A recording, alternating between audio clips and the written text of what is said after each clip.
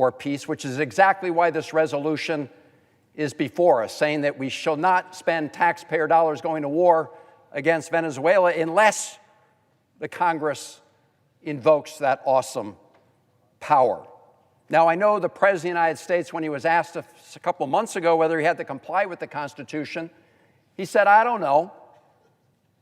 Well, I would hope our colleagues on both sides of the aisle here in the United States Senate would recognize that the President has to comply with the Constitution, and we should fulfill our constitutional responsibilities as well and not run away from them.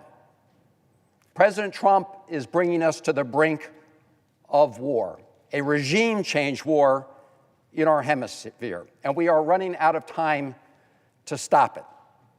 We know the President has already authorized the CIA to conduct operations in Venezuela.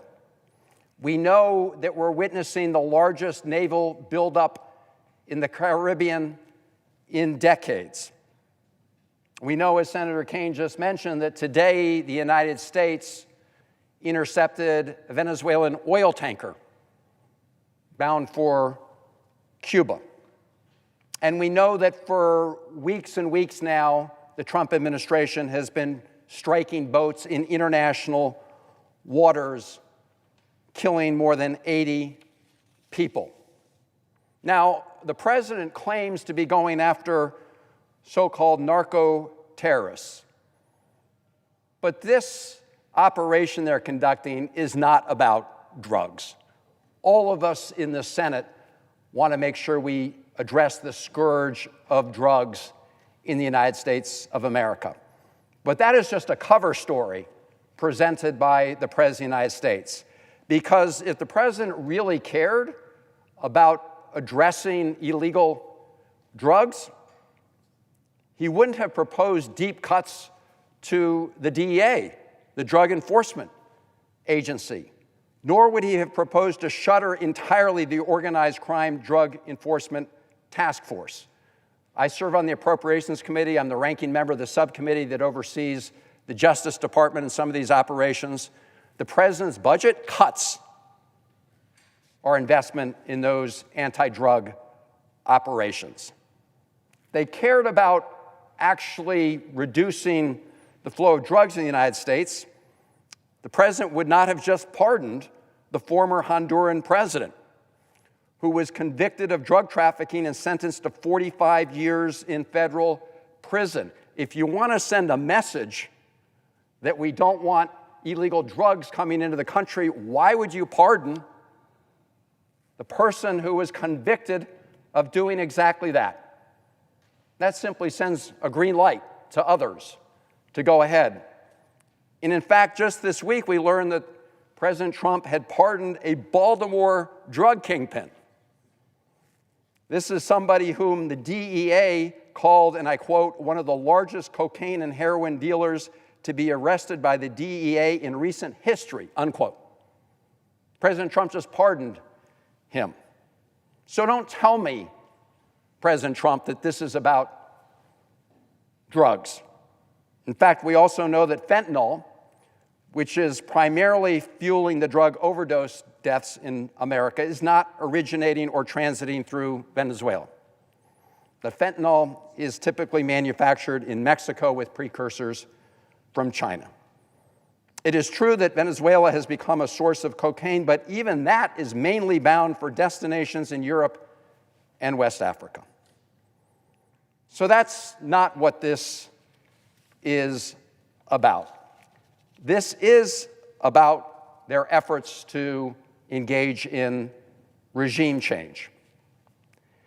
Look, the Trump administration has concocted this fanciful legal theory that it is engaged in an armed military conflict with these drug boats and drug runners. In fact, we've seen, as my colleagues say, the President of the United States releasing these videos where they're blowing up these drug boats and killing people as if they are engaged in a military conflict with the United States Navy. That simply is not true. They are engaged in criminal activity, but their purpose is not to engage the United States militarily. Far from it. And I would just ask my colleagues how we would react if another country began bombing boats with U.S. citizens on them and then claiming that those boats were being used by U.S. citizens to transport drugs. Even if that were the truth, what would we say if the other country claimed that they would be at war with those American citizens? I think we would see it as a hostile act. I know that we would. Now, even if you take the Trump administration's framing here, which we're engaged in a military conflict, then it is a fact that the video, which has been well reported, indicates that some of the survivors of the first attack on September 2nd were seeking help. Here's what Congressman Adam Smith, the top Democrat on the House Armed Services Committee, had to say about those survivors, that they were, quote, basically two shirtless people clinging to the bow of a capsized and inoperable boat drifting in the water until the missiles come and kill them. So as my colleague said, Mr. President, if Donald Trump has nothing to hide here, he should provide the full videos to the Congress and to the American people. But that would be a war crime only if you take the framework presented by the Trump administration, which is that we're at war with these boats. But we're not. And what that means is that these are simply extrajudicial killings, just killing people on the high seas. And what that means is that this is simply state-sanctioned murder of these individuals. And that is why it's very important for the Congress to exercise its oversight responsibilities. But I want to close by making a more simple point about the resolution that Senator Merkley has introduced here. Even if you, for some reason, agree with President Trump with respect to the drug boats, despite their fanciful legal theories, what this resolution says is don't spend taxpayer dollars to take military action against Venezuela. There's no argument that a U.S. attack on Venezuela doesn't constitute an act of war that does come under the jurisdiction of this Senate under the Constitution of the United States. Now, all of us would like to see a different leader in Venezuela. Maduro is an authoritarian, he's a dictator.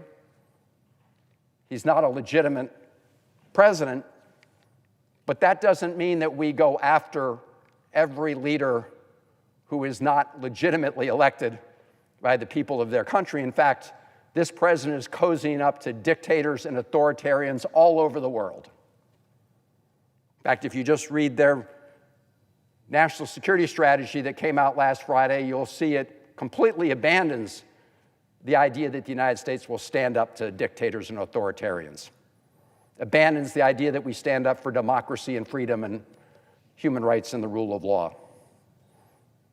It's a document that actually greenlights cozying up to people like Maduro. So what they're doing is using the American military in an attempt of outright regime change.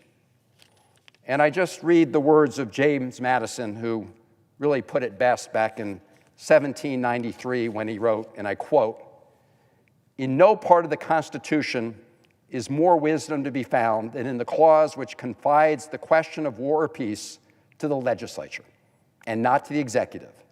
The trust and temptation would be too great for any one man," end quote. As I said earlier, Mr. President, Donald Trump's been asked directly whether he has to comply with the Constitution of the United States, and he said he doesn't know.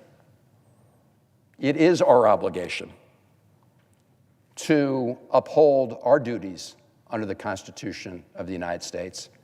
That's what Senator Merkley's resolution does. It says we shouldn't be spending any of our country's precious resources in going to war against Venezuela unless this Congress undertakes its responsibility and were to decide to declare war. In my view, going to war against Venezuela is a very bad idea. Let us not simply slide into it through negligence. That's what we're trying to avoid through this resolution, and I yield the floor.